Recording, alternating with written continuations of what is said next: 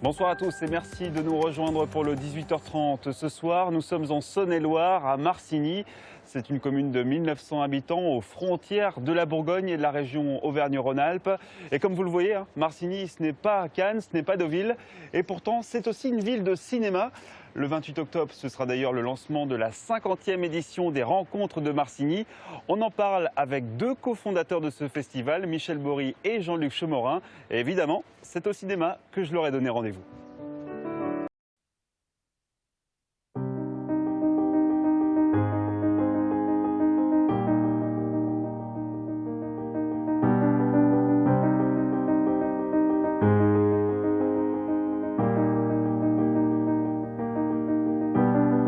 Les deux. Bonsoir. Et merci d'avoir accepté de nous recevoir ici au Cinéma Vox, qui est le temple de ces rencontres de cinéma de Marcigny.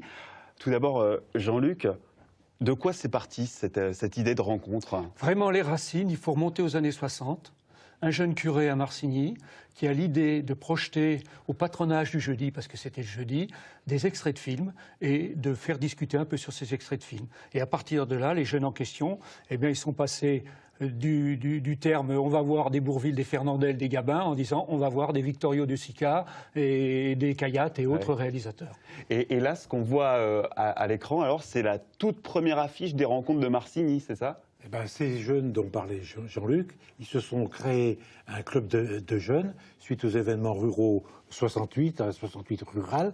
Paul Genet a été élu président. Et évidemment, dans les activités de ce club, eh bien, est apparu le cinéma avec d'autres activités comme la photo, etc. Et quel type de cinéma vous avez voulu proposer en fait au public? Paul a proposé d'emblée des thèmes pas faciles du tout. Quand on pense que le premier thème, c'était le cinéma expérimental, donc un cinéma sans narration. Le deuxième thème, c'était des genres particuliers, la science-fiction. Le troisième thème, c'était du cinéma vérité, c'est-à-dire des documentaires faits quelquefois à la va-vite. Alors après, il y a d'autres thèmes qui sont venus, effectivement, dont certains influencés par 1968, puisque les jeunes en question avaient connu le mouvement de 68. Donc il y a eu cinéma et révolution, cinéma et pouvoir, etc. C'était osé dans un petit village comme Marcigny quand même de proposer des films comme ça. C'était osé, c'est pour ça que la rencontre a certainement eu quelques difficultés à vraiment prendre sur les Marcignots eux-mêmes. Et on le voit, vous avez reçu aussi des réalisateurs et des grands noms. Oui, effectivement. Là, vous avez Michel Deville et puis Rosalinde, Béatrice Roman qui est l'égérie de Romer dans les films comme Le Genou de Claire. Et puis, il y en a d'autres comme José Giovanni, comme Tavernier, comme voilà, José Giovanni. Et Jean-Pierre Jeunet aussi. Alors, Jean-Pierre Jeunet a été à l'origine dans le cinéma.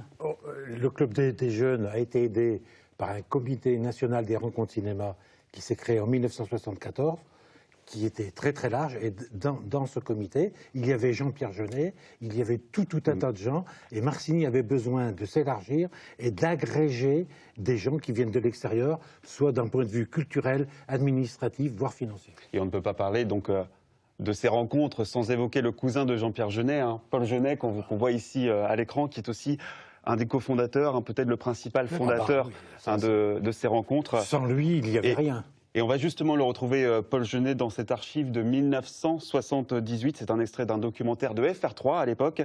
Vous êtes bien installé, on le regarde? Okay. Oui. On l'avait vu à l'époque. Allez, on regarde. Marcigny, 400 km de Paris, 600 km de Cannes, 600 km de Deauville. C'est dans ce bourg rural de 1500 habitants que se déroule pour la 8e année consécutive des Rencontres de cinéma, un festival pas comme les autres. Ce matin, on a vu Acadie qui a fait une magnifique. À côté de ça, on voit des choses qui sont peut-être plus discutables. Mais moi, je trouve qu'on a vu des choses. Ce qui est extraordinaire à Marcigny, c'est le contraste entre le sous-développement culturel de la région, la pauvreté du festival d'une part, et d'autre part la foi du public et la qualité de la programmation. Créateur passionné de ce festival, Paul Genet. On essaye de trouver les films qui nous semblent intéressants, on les présente aux gens, on leur donne la chance de les voir parce que c'est des films qui sortent à Paris mais jamais en province. Le public qui vient assister aux Rencontres de Marcigny reste en grande majorité un public informé, un public relativement cultivé, disons. Je crois pas.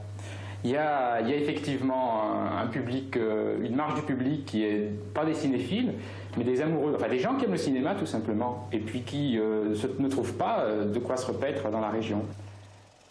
Et on aura noté le terme se repaître, qui n'est plus très utilisé aujourd'hui. Ça vous fait quoi de revoir ces images? Ces images, pour moi, ça me renvoie au mot rencontre. On l'a bien défini là dans ce petit reportage.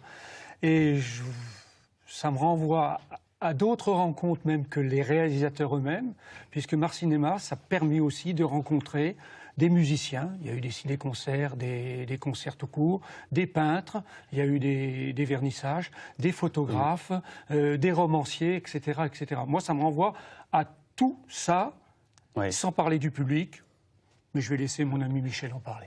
Oui, puisque ce public, il faut en parler, c'est un public fidèle depuis plus de 50 ans maintenant. Vous vous attendiez à un tel succès, à être encore là 50 ans plus tard avec ce festival? On l'espérait sans l'espérer, mais si vous voulez, on a tout fait pour.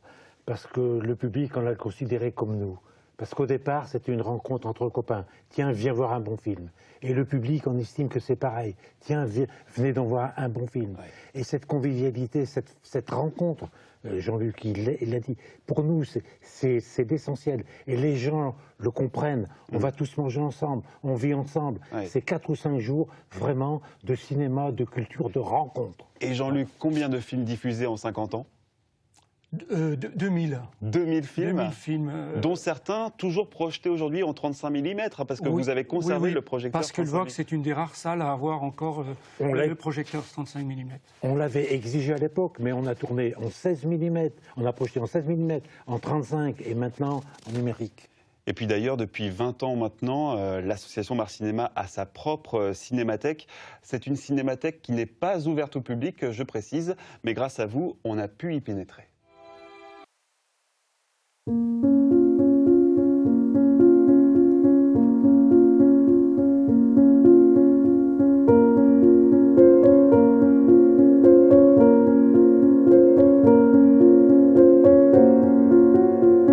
Bonsoir Françoise Jugon. Bonsoir. Merci de nous recevoir dans cette cinémathèque.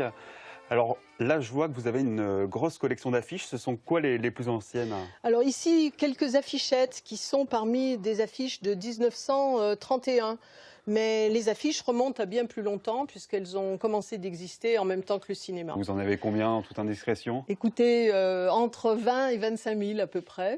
C'est énorme, c'est énorme. Oui. C'est quoi l'intérêt de conserver toutes ces affiches? Eh bien, c'est vraiment la volonté de Paul Genet, dès le début des rencontres, c'est-à-dire dans les années 70, qui s'est inspiré de la démarche d'Henri Langlois, avec la volonté vraiment de conserver le patrimoine cinématographique, quel qu'il soit, et tout est bon à garder. Oui, ça permet de voir aussi l'histoire de l'affiche de cinéma. Là, par exemple, c'est du dessin. C'est du dessin reproduit par lithographie. Là, on est dans les années 50.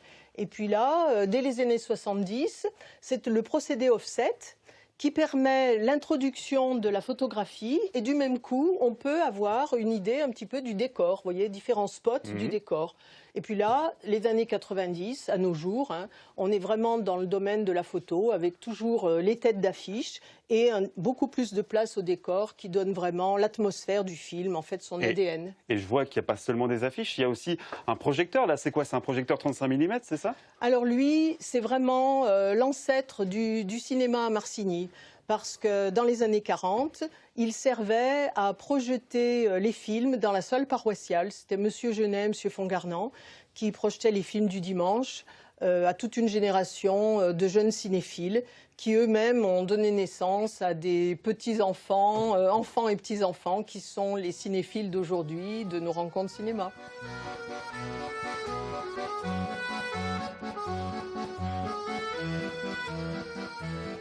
Et on ne peut pas parler des rencontres de cinéma de Marcigny sans parler des restaurants qui font aussi partie de l'âme de ce festival. Delphine Toinet, bonsoir. Vous êtes la patronne de ce restaurant depuis une douzaine d'années. Elles sont importantes, ces rencontres, pour vous et pour la vie du village? Oui, bien sûr, parce que c'est une saison pour nous qui est déjà beaucoup plus calme. Les touristes sont repartis et c'est beaucoup de personnes qui arrivent sur 5-6 jours. Et pour nous, en effet, c'est très important. Ça fait vivre les hébergements. Nous n'avons malheureusement pas d'hôtel, mais les chambres d'hôtes, les gîtes, et également la maison familiale. Et nous, en tant que restaurant, évidemment, ça nous fait beaucoup travailler également. Merci beaucoup. Maintenant, je vais retrouver Antoine Pélican, qui est actuellement le président de l'association Marcy Cinéma. Bonsoir. Bonsoir.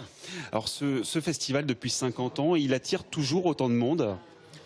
Oui, en fait, il attire même, on pourrait dire, même de plus en plus de monde. C'est vrai qu'on a, sur les dernières années, une augmentation. On est passé, en fait, quasiment aujourd'hui à peu près 250 personnes différentes qui viennent chaque jour et à peu près 2500 entrées, en fait, sur le festival sur 5-6 jours. Ouais, c'est énorme. Et ils viennent d'où, ces festivaliers? Ils viennent de la région? Alors, de la région au sens large.